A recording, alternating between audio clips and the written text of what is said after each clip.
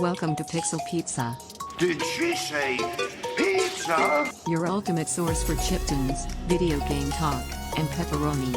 Delivered to you from Los Angeles and into the digital cyberspace of the 2020s.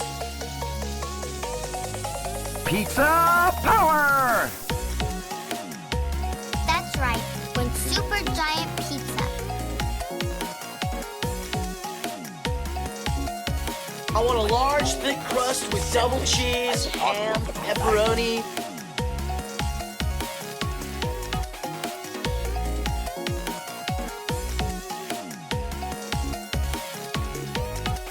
Hey, where's my pizza? Pizza time. Hello, listeners. You are listening to the Pixel Pizza ASMR Hour. That is right. It is currently 8 p.m. PST as I am recording this, much later than my usual recording time, and 11 p.m. EST, and potentially later in other parts of the world. So I just wanted to give you a relaxing opening so we can ease into our time together. I'm very excited because joining me today is another close personal friend of mine and someone who I consider a colleague, someone I worked with back at Carnegie Mellon and is now making a really awesome, fantastic career for herself. Her name is Niharika Jain, and she is a technical artist at 2K Games. So, very excited to be speaking with her, and we've also got some beautifully relaxing, enjoyable chiptune music from an artist known as EchoLane. And the track that they are sharing with us first today is called Learning to Windsurf.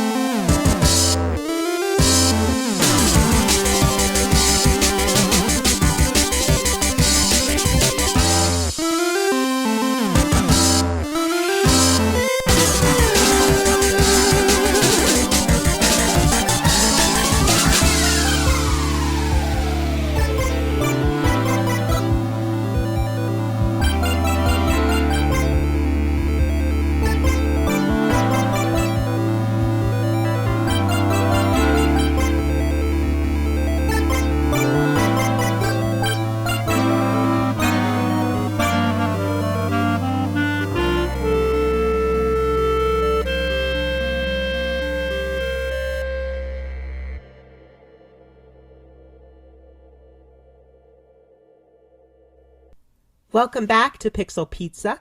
You just listened to Learning to Windsurf by the great EchoLane.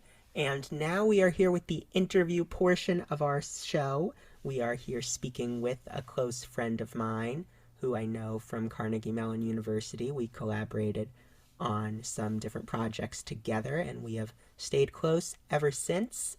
And currently she is a technical artist over at 2K, where they recently put out the latest WWE game. But she's here with me to talk about her personal creative process and her history with games, and I'm very excited. So this is Niharika Jain. How are you, Niharika? Hey Jared, I'm doing good. How are you? I'm Thank you doing for inviting me on this show. Yeah, absolutely. Yeah, you were on my must-have list. thanks. So I like to start off the show by asking, when in your life did you know you wanted to work on games? It was probably during my grad school, because that I realized I wanted to go into game development or explore that part of game development as a career option too. Because during our grad school, we really got a lot of exposure into playing a lot of different kinds of games, whether it was VR, AR, or PC games. And it was really fun to learn about the different pipelines that they use in game development through our coursework, which really got me interested in not only learning about game development, but also like the art and animation pipeline for both films and games. And it was more about what I wanted to work on, like work on VFX or work on animation, whether it was for games or films. I think so. I did not like put a hard limit on that. Mm. So it was more like I just wanted to explore this field as a career option and see where I go from there. So yeah, that's what got me into games. And I even played a bunch of games because we got access to so many games at that time just for study purposes. Like we used to play a lot of VR games or even PC games. And I was like, oh wow, this is so much fun. Like, because as a kid, I did not get so much exposure. So that really got me interested into games. Oh, that's awesome. Yeah. So I was curious because you are from India originally. What was like the video game scene like there? Was there, you said you didn't get much exposure to it? Yeah, honestly, I did not have a lot of exposure. When I was really young, it was mostly my cousin brothers who would be playing video games. And I would not be included, or they would just not allow me, saying that video games are not something that girls are supposed to play. So it was That's kind sad. of like a sexist thing that they would do. And obviously, as kids, no one understood that. Right. But it was my parents did not feel that way, which is something I've been grateful for. And it was my dad who actually got me my first video gaming console. And it was not even something I demanded. He just got me. He was like, he encouraged me to play games because he thought it was something cool that all the kids were doing. And I would play a lot of games growing up, like sorry, Mario, Contra, and then the old Aladdin and Lion King. I don't know if you ever played that on the old Yes. computers. Yes, those are fun ones. Yeah, those I grew up playing. And then later I also got to play games like WWE, GTA, and a bunch of racing games, which I would force my cousin brothers to like make me play with them because I was like, why am I not allowed to play? I would be a rebel at that point. And then but over the time it also got to a point when as I grew up, it was like my parents were like, you should not play games the whole time, also you should focus on your studies, because in India a lot of times games are considered as a distraction. Mm. And they're like, oh, you need to focus on your studies, make a career. So I wouldn't be allowed to play too much also, or like this like reduce your screen time or something. Yeah, So that was here too. My parents would give me like screen time of a few hours a day. yeah, I was like limited. Then later on, like I started focusing more on my studies, so it kind of drifted away. But yeah, nowadays it's getting more popular in India. Like my younger cousin brothers and sisters play, and games like FIFA, PUBG, even WWE, which I was surprised later on. GTA are really popular, and gaming is like a booming industry in India, right? So it slowly has gradually gotten more popular. That's awesome. Yeah. So you had some knowledge and like you knew more about WWE before you ended up where you are now, I guess. Yes, I did play a lot it as a kid, like video games and even the card games. And I remember I used to play with my brothers, like we used to do give choke slams to each other. And so it was really hilarious. And and then when I was told during my interview that I'll be working on this game, I was like, wow, like it just like brought back all those childhood memories. And it was also like a good empowering feeling for me because I was not allowed to play these games for a while. And I had to like really fight with my brothers, like, why am I not allowed to play? Like, I also want to play. And so it was kind of empowering to be able to work on this game later on. And then when I told my brothers I'm working on this game, they literally had their jaw dropped. They were like, wow. Yeah. Video games aren't not for girls now, huh? Yeah. So it was kind of empowering for me too. Yeah. So I know animation and technical artistry, they weren't things where like that wasn't your original path. It was something you sort of came to later in life. How did that come about? That's very true. Like I never got exposure to animation as a career path. For me, it was more about it started for me, the interest in it started in the form of stories in a book. Like I did not even get to see like the old Disney classic animation movies like Lion King, Aladdin, Cinderella. Just the video It games? no, not even the video games. It came to me a lot later in my life because it would mostly my dad would usually get me storybooks and then I would just read the storybooks and then draw the characters or try to paint those characters. And games would be just a fun way to like, just play the games and have fun or like play games when friends are coming over or the old classic board games that we used to play as a family together. But it was just like not like something that thought would be a career path, or like I never knew that people could work in this field or there were people behind who were producing. Like it never, the thought never occurred to me. It was very later on when I was in my undergrad. I basically did my undergrad in computer science because I kind of wanted to work in graphics and like work on web design or like UI design or even game design, because I knew at that point when I was doing my undergrad in computer science that you can apply that knowledge and work on game development stuff. But it was never about like, drawing or animation or technical artist. I never knew these terms also. Like I just knew animation. And during my undergrad, me and my friends used to watch a lot of animated movies and a lot of like VFX movies. We got exposure to that.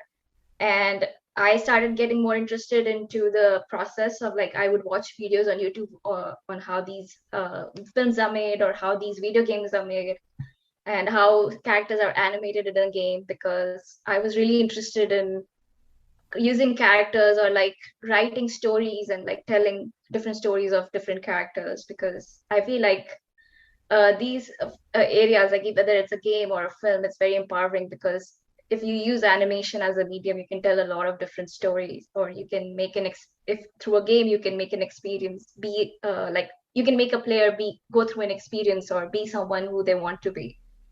So that's something that got me really interested. And I did work as a software developer in India for 3 years, and during that time, I was working on UI design, and it was kind of like a good thing. It was like a stable job, good paying job, but it was not something that I was deeply passionate about.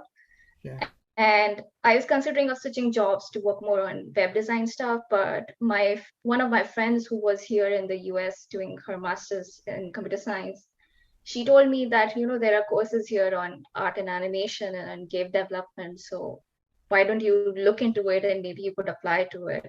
And at that time I got a lot of like my parents and my relatives were like, why do you want to leave your stable job and go to a different country? Because it was never my plan. So I did my research, and then like for 1 year I spent a lot of time in finding courses, and I was really interested. I was like, let me give it a try. Let's give it a shot and see if it happens or if it does not happen, because I come from a technical background. So another thing that I heard from a lot of people, and it was kind of like they were opposing the idea of me switching my career to art, because it's also like art is not respected that much in India. Like it's not considered a very stable position. It's slowly now people are getting more exposure to it, but it's like engineering, doctor, like medicine or lawyer or other fields are more respected. So a lot of them are against it, especially because I had a stable job. It was also like they wanted me to get married, because in India, a lot of women, if they're at 25 or something, they should get married if they have a stable job. And I was like, no, I want to, this is something I'm passionate about and I want to give it a try, because this is something I'm really interested in. And that's how like I applied to different courses, and then I got into Carnegie Mellon, which was like my dream university, to be honest. And it just happened all of a sudden. And when I came here, actually, I was really overwhelmed, because it was a lot of exposure to different fields. Like I came here thinking about only animation, but then under animation, you have 3D modeling, you have rigging, you have technical art, you have animation, VFX. So it was a lot of different fields. And then the first year of my grad school was mostly figuring out what I'm interested in and narrowing it down and then focusing on that, because to figure out what I'm interested in, I had to learn each and everything Oh, and wow. then go from there. So that's what I spend my a lot of time, like a lot of personal projects. I would just do 3D modeling or rigging, and then maybe do animation. And in the end, I narrowed it down to working in technical art or animation is something that I'm more interested in. Which was the hardest of Like those different amongst facets of animation? Uh, I feel like each one of them was the hardest, to be honest, because when I came here, I did not know Maya, like the 3D software at all. It was completely new to me, and I picked it up. And I feel like 3D modeling was really harder for me, especially like designing. And it was also not hard, but like it was like something that was very time consuming for me. And I did not feel like too much interested in spending time in sculpting and like modeling a character, as compared to how much interested I was, or how much eh, into a project I was when I was doing rigging or animation. And for me, honestly, modeling was the toughest. And also, I don't know if it's like too technical term, but like in rigging, when you do the weight mapping for the characters, where you have to assign each bone a particular weight so that the character's hand will move according to that, Oh, is so it's like something physics? not kind of physics, but kind of like skinning for a character, which was something that was very painful for me to learn. And it was like it would scare me a lot when I would be given the task to do skinning for a character. And that's something I slowly got over. Even during my job, that's something I got over, because you have to practice, practice, practice. And then it helps you get over the fears and get you better at what you're doing. So yeah, that was a struggle. Yeah. I bet, yeah, but that's great. That's something that's always struck me about you is how perseverant you are, Yeah, like taking on new challenges. yeah, it is a lot. Like I think so. I was the only I know everyone else was figuring it out, but also like I went through each and every pipeline to figure it out. And I remember my mentors would ask me, what are you interested in? And I'm like, I'm very confused right now. I don't know yet. So they're like, why don't you try this and try that and then see which one you want to go into? Because I liked everything in the beginning. It was very exciting, especially during our first semester. I bet you remember too. But Oh yeah.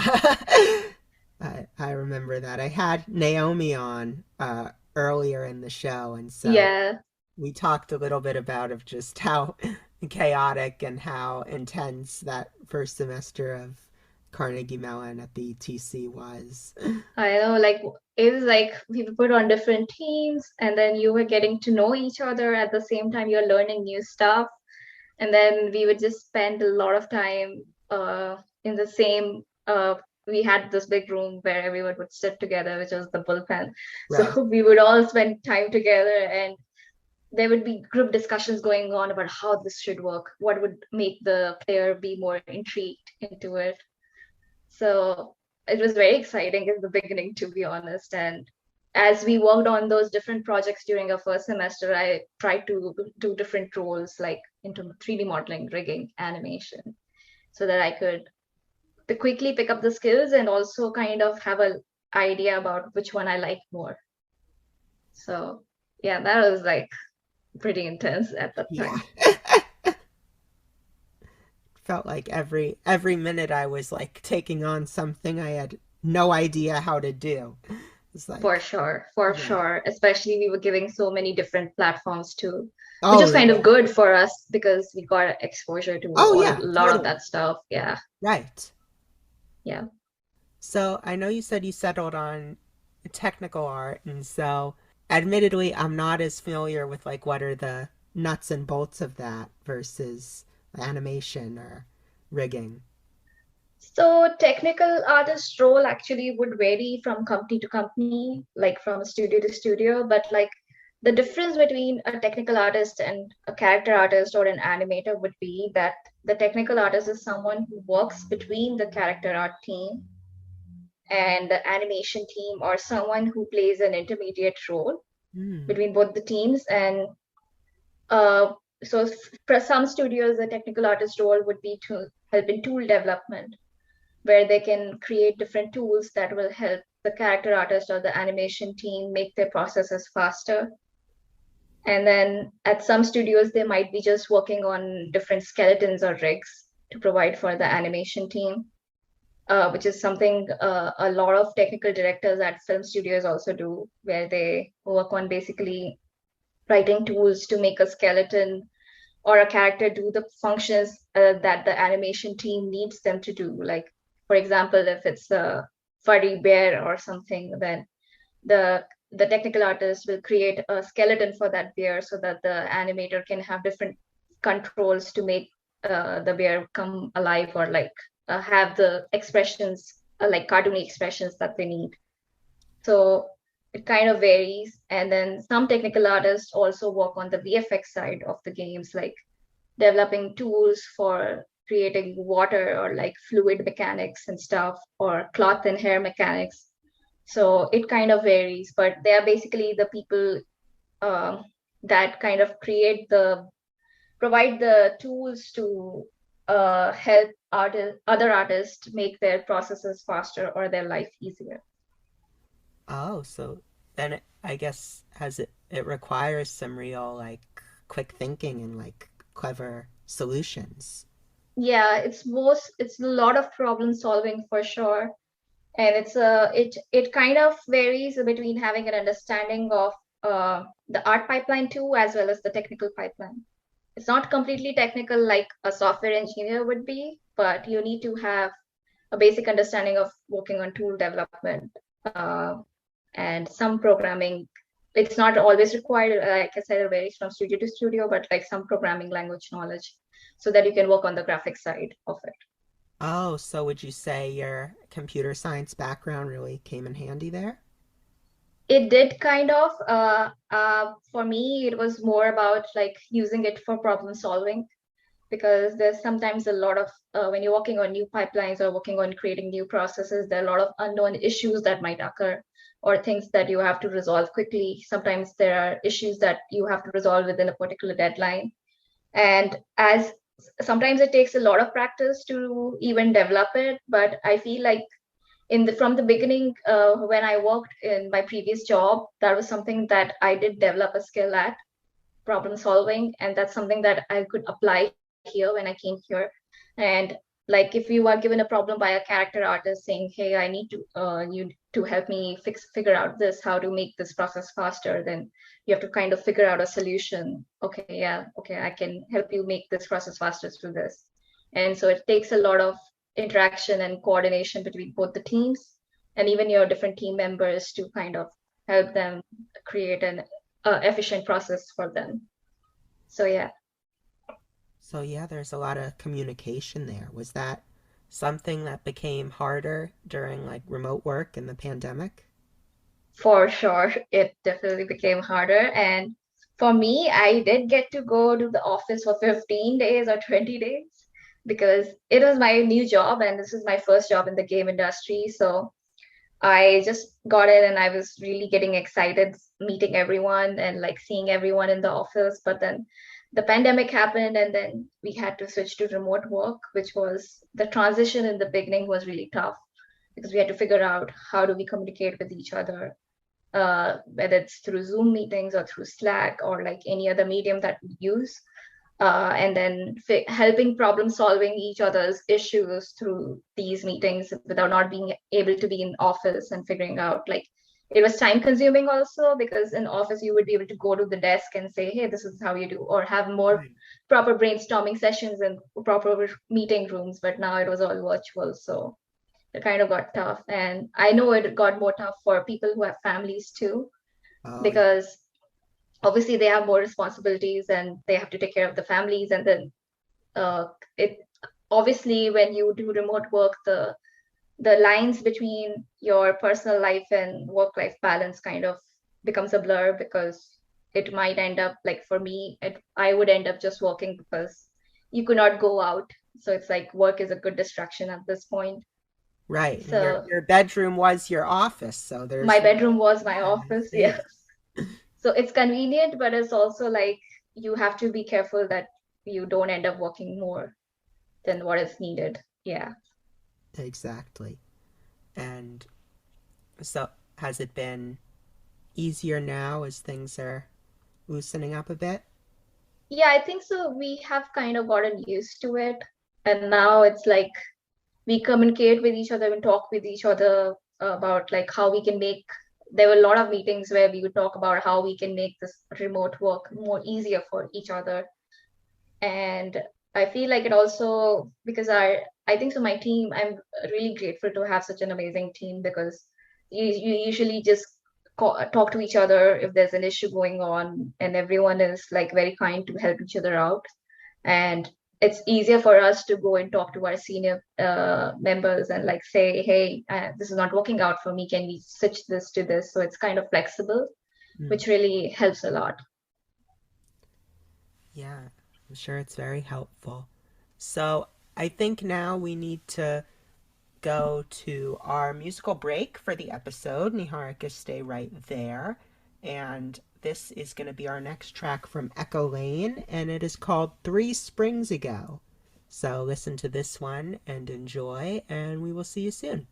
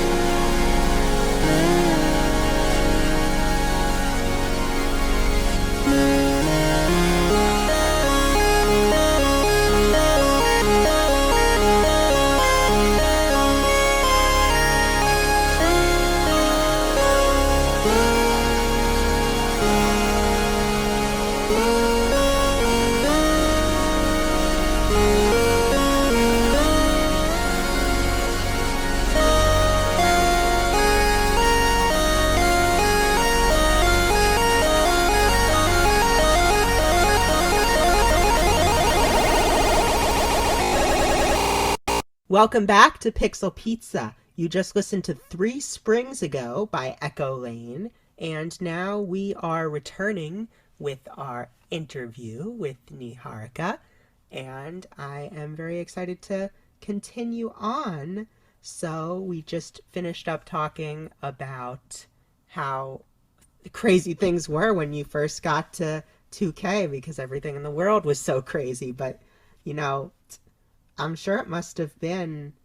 What was it like for you, after you left school and graduate school and came to this pretty like big, well-renowned game company? I mean, was there like a big shock or? Yeah, it was kind of a big shock because before that I was struggling a bit to find a full-time proper job because I was doing contract jobs and a lot of them were unpaid jobs. As was And yeah, and that it is more for like gaining work experience. And when this job opportunity came, I kind of jumped at it because I was really excited because I cannot talk about what we were exactly going to work because of NDA stuff, but we were going to work on something new. And that's when I got jumped into it, and like it was it was kind of related to VFX, and I was really interested into it. So that got me really excited, but scared at the same time because it was something that I haven't explored a lot. And because we were starting from the beginning, and this was kind of the pre-production of the new game that came out.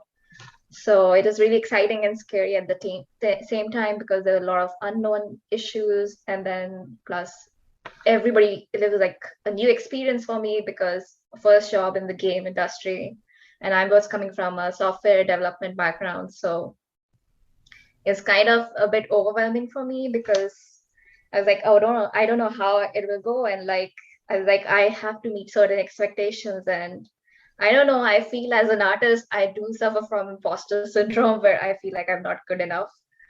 And so I was kind of struggling with that in the beginning. But my team was really supportive and everyone was really encouraging, and they would encourage you to ask questions and then learn. And it was a really huge learning curve for me while working on this game. I can imagine, yeah. And obviously the toughest part was when we went to remote work and the transition happened because I was just getting to know my team members face to face, and then it kind of became virtual. So it was kind of tough in the beginning. Yeah. Yeah, I And think that was a similar thing for both of us because I think, yeah, right, like the month before the pandemic really took effect is when I had also started yeah, an industry job and was sort of getting onboarded and meeting the people, and then then it all went up in smoke. But I know. We used to have like art classes at our studio too, which oh was really wow, fun to go to, but then it kind of all stopped. yeah, So I was like, damn, like that sucks. So yeah, and then it was obviously it would also have been like in person, like you have to study on your own, and then you have to figure out a lot of things on your own. But also like communication became a big thing when we went remote, and like it was like, oh, I'm running into this issue. How do I figure this out? So because and then there were some new people who you had to reach out, and I didn't know them or I forgot if I had met them. So it would be tough at oh, that point. imagine. Yeah. So I would always introduce myself, hey, I am the new technical artist here. I need your help in this. And then we would talk. So that's how we would get to know each other. So yeah. And all the while, you were in a new part of the country, Yes. West Yes. LA. Yeah. I moved from the East Coast to the West Coast. And actually, when the pandemic began, I did not have a house. I was living at an Airbnb. Oh, really? Yeah. Because I was like, okay, I had only moved half of my stuff because I had a joining date where I had to be there at that time. Mm. So I was like, okay, I'll go back after a few months and then get remaining of my stuff. And at that time, I hadn't even heard of COVID. I started in Feb, and lockdown happened, and I was still in the process of. I had found a roommate, but I hadn't found a house. So we were in the process of searching, and that was a whole another experience. But I was really grateful to have a nice Airbnb owner who was there for me. She became my friend Oh, because I ended up staying longer at her place because of the pandemic. right. And then she also helped me move into my new place. And then the new place, it was an experience because me and my roommate had just met online and we started figuring each other out during the pandemic. She also had a new job and both of us were working remotely. So it was definitely an interesting experience in the beginning. Yeah, that sounds like a lot. That sounds like a lot very quickly. Yep, very quickly. And then in the middle of that, I had half of my stuff at my house in Pittsburgh. So I had to figure out how to get all that stuff here. But with some of my friends' help who were still there in Pittsburgh, I was able to get it shipped here. But yeah, it costed a lot for sure. And it was a whole experience and very scary one also because it's like pandemic, you can't go out in this initial phase. So kind of I had to sanitize everything, that Right. whole process. Yeah. Yeah, trying to get as much hand sanitizer as you can before they're sold. Yeah. Oh yeah, the whole struggle with the toilet paper that was happening Right. in the beginning. Yeah. I did not even have a house. So I was like, I don't even have a house and like there's shortage of like cleaning supplies and stuff and like I would want to get access to it. So thankfully we were able to get our hands on it, but yeah, it was scary at that time. Oh, for sure. What's something about your sort of personal creative work process nobody knows but you? It's a tough question because I think so I'm still learning, so I don't have like a particular creative process, but I would definitely say that one of my strong skills is problem solving. I don't know whether it was because of my uh, previous experience as a software developer that helped me, but like I kind of approach every problem like, okay, this is my problem, like this is my problem case, then what can be the solution to it, what is causing it, and kind of I have a very structural like in my it's hard to explain here, but like it's kind of like an organized way I look at a problem and then find a solution for it. So that's more like something that I feel like I am good at, or like I can quickly, okay, oh, this is an issue. And then also like I'm good at remembering things like, oh, okay, this was a problem and this was a solution to it, so I remember it and then I apply it, or I kind of remember it and use it to solve another problem, because there are a lot of issues that might be due to the same um, reason. And if you apply those things, then it's easier to solve certain problems. So it kind of like helped me solve a lot of issues, even at my work or even on my personal projects. So that's something that helped me a lot. And also something I think so working in a team, because I had experience previously working on a team, because in my old software developer role, there was a time where I was also like kind of managing or leading a team, and it kind of helped me understand or like understand where the people are coming from. And then if, for example, like if someone gives me a feedback, then I have a tendency to ask more questions now, like, okay, if you think this is bad, then why is this bad? Okay, like what are the reasons behind it, what do you think we can improve? And that is something I do often, and it not only helps me understand where the other person is coming from, but also helps me to filter the feedback a bit and take the useful points and then be able to make the required changes that we need. Oh yeah, that's definitely something I remember from CMU is they Yes. get so much feedback from all sides and filtering it and figuring it out was so important, but that's really Yeah, cool. I was really bad at it in the beginning. It was also like I would always take I would so obviously I was not good in the beginning, and I would get a lot of feedback like, oh, this looks bad. And then I would never ask a question why this looks bad. I would just feel bad and then I would try to figure it out. And that was not a correct way to approach it, because I honestly don't know what I'm trying to solve, because I don't know what the other person's problem is. And I'm trying to make something look better and like spending a lot of time on something that I don't know will work for the other person. So later on, as I went through to different conferences, or even some of my mentors helped us through our journey, like I got to learn about how to filter feedback and how to even get proper feedback when you are showing your reels or your portfolio, or like showing your work to someone on your team. So that definitely helped me a lot, and that is something that I do apply here also at my work.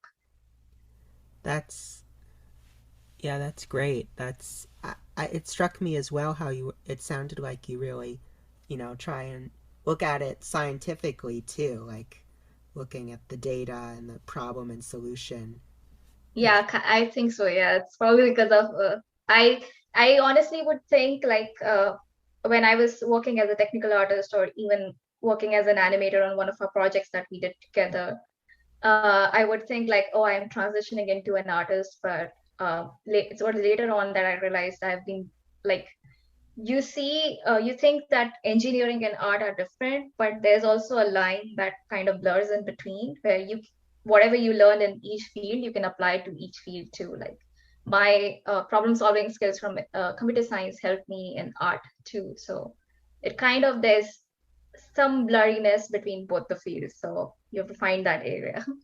I love that it can connect like that, that it's not, Yeah. you know, people think the art and the science are totally separate, the art and the technology, but there's a connecting thread there.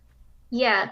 And to be honest, like for each field or anything that you do, I feel like practice is something that will help you reach to where you want to be. And both fields require learning. You can never be done with both of them. Right. It's like whether you are a senior person or whether you're a senior engineer or a senior artist, you're still learning at that point. So yeah, it's definitely a lot of similarities between both the fields. That's important to keep in mind. So, would you say there are some key differences you found based on working in the game industry versus working on animation or animated projects like we've done together? Yeah, like definitely there's a lot of difference, but there's a lot of similarity again. Like the main difference I feel in games is that the pipeline definitely varies from games versus films. And like games, usually the pipelines are designed as per the game engine that the company is using. Some companies use a custom game engine, some companies use Unity or Unreal. So based on that, the pipelines for animation, technical art are designed. And whereas in films, it's more like they could have their own custom pipelines, but it's also like the pipelines are catered to like creating a sequence or a shot for a particular like story that they have. But for game, it's more about the pipe like it's more focused on how the player should feel, whether it's a storytelling game or it's a sports game. It's what the player would feel playing as that character. So a lot of stuff is revolved around that in games, and like a lot of our feedback is also like, that's another thing I've noticed. Like in games, you get a lot of feedback from the players, and based on that, you modify the games or make them better. But for films, when the film releases, that's it. And either they'll get a sequel out of it, but you cannot like go and change it, because obviously it's just an storytelling experience that the audience gets to get. Right. Like with films, you're connecting with an audience, but with games, you're making the player go through an experience. And so a lot of our changes or like any decisions are revolved around how the player would feel playing that game. And obviously, films have more budget, and then films have more longer duration, like they get more time. It could be like the time varies from studio to studio, but that's what I've heard from a lot of people, that films have a lot of more time to work on their pipelines. Like they have a pre-production for a year or maybe for 5 years that could be going on, and then they work on production. But for game, it's like, for example, you have a 1.0 version of a game that comes out, and then you have to immediately get on the 2.0 version, and you get less than a year or sometimes a year as a time to complete a game. Yeah, it's so crazy now with how, even when a game comes out in the box and is in the store, it's not like the work isn't done on it. There's Yeah, it's so not. much patching and updates and DLC and different things that have to be done before you can say this is complete. That's very true. Yeah. So yeah, you have to keep on working on the game and you have to keep on improving the game as you get feedback or making it look better. Yeah. Also, for you, I think something that's interesting is that, certainly the projects that you worked on before this were more like, I guess, stylized in their animation. More, I don't know if they were all like cartoony, but like unrealistic, I would say. And then you came to this company where they do stuff where it's, like supposed to be real people Yes. doing real things. And how was that as a change? That was definitely a big change and I got to learn a lot. Because yeah, you're right. Like I worked a lot with stylized characters. Like even when we were on the animated film project together, it was very stylized. And when I was doing contract jobs, it was more cartoony characters, like little monsters in a game, like a mobile game app. So it was kind of very different. And obviously, animating a cartoony character is involves a lot of exaggeration. And I had a previous my previous job, which was a contract job, was the role of a technical animator. So I would work on the skeletons for those monsters or even animate them. And it was like you have to make them look funny, make them exaggerate, have their emotions exaggerated. And those are like two-legged monsters, little tiny monsters that you have to animate. And then uh, in this game, you have big characters who are very known to a lot of players, and people are fans of them. And the style that we were trying to achieve was like very realistic, like to make them look as real as possible. So it was very interesting, like when you're working on VFX for these characters, like cloth and simulation systems, or like working with the realistic characters, you have to make sure if you add an exaggeration, then it becomes a distraction for these characters because Oh, then they don't look real because a real person wouldn't do this. So you have to make sure that you are limiting yourself in exaggerating anything and you're making the physics look as real as possible. And it should match with it should come as close to as the real person would be or the real person as a character would be. So it was kind of tough, and we got a lot of guidance from our seniors, and like you had to study like how a human body moves in actual. Because for me, it was mostly like, oh, I have to exaggerate everything. Like right. it's the main principle of animation, exaggeration. So I had to tone it down and like understand the basic physics about our world and understand how a human body functions. So that's quite a change and a good learning experience for me because it gave me an opportunity to work on these kind of characters too. Yeah. Like, what did you use? I'm editing that out. What did you use to learn about like the way the body works? Were you reading a lot of like biology books or watching YouTube stuff or Yeah, it was kind of like studying the basic body, and then my seniors helped me a lot because they would teach us, oh, this is how our body would move, and then we would have sessions together where they would teach us about, like as I mentioned, we had figure drawing classes and in our studio in the beginning also. So during the pre-production, we were informed a lot about how this body should function. We have this kind of animation and how this should work with this. So it would be a lot of like back and forth. And then it was sometimes it would be through our seniors where we would learn these things. And a lot of times it would be like, okay, we have to study these characters. We have to study how this person behaves and then see how it goes from there. So it was a lot of like back and forth between learning from our seniors as well as learning it on our own. so Yeah. yeah, that was all the questions I had lined up. except for one important one. And that is because this is the Pixel Pizza show. Where is your favorite pizza place? Oh, wow. That's a tough question. Um, it's Papa John's. Yeah. Okay. Yeah, Papa John's pizza and probably Domino's. That's usually the go-to. And I haven't tried a lot like here.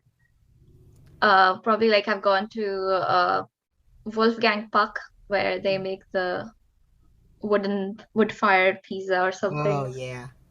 So yeah, those are some of my favorite pizza places. Papa John's, Domino's, and then Wolfgang Puck. So yeah. Yeah, they're good. Do you remember when we were in Pittsburgh, did you get to have Pizza Perfecta? No. Oh, that one was so good. It was, Where was it? yeah, I think it was in Shadyside. And yeah, it was just this really great pizza place I would order in from a lot. We should go there when we go, Yes, when when we we go ever back go to to Pittsburgh, we'll go Pittsburgh there to for visit sure. Cebu. Yeah. It's an icon. Yeah, I definitely did not get to try it, so I would love to go there. Yes, for sure. All right, well, thank you so much for joining me, Niharika. Thank you for inviting me, Jared, and thank you so much. Like this was really fun to do. Yeah, likewise. Where can people keep track of what you're up to? Um, Probably if someone wants to connect with me, they can send out to me a message on LinkedIn. And usually I'm a very private person, so I'm not that social on social media. But if you send me a message saying you want to connect related to this, then I would be happy to connect with you Awesome, on yeah. Instagram or like on Facebook. Yeah, so do that, and please, if you're enjoying Pixel Pizza, spread some word of mouth. Let people know. Definitely. Appreciate any shout outs. And we'll end off with the last track from EchoLane, and this is called Reprise or Reprise, or I forget what that word is pronounced like. But that is the name of the track, and we will see you guys next week. So, bye-bye.